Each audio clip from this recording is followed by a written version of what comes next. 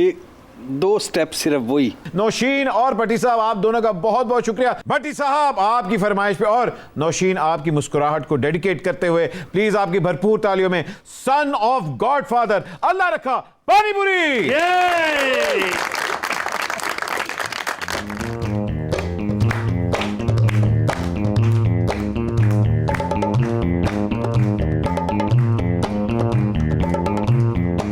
Sri Lanka Zimbabwe, Ahmedabad, Kamaki,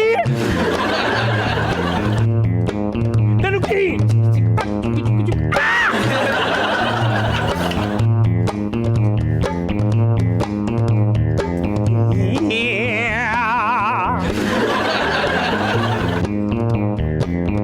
see me now, la victim.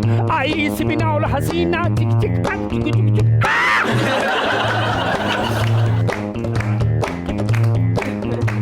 जिधर यार जुदा हो जावे, श्रीलंका. जिधर यार जुदा हो जावे, ओदा खर्चा कौन चलावे?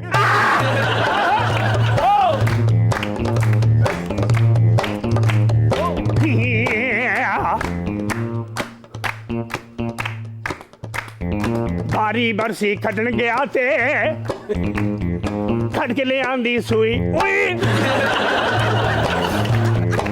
श्रीलंका Zimbabwe आई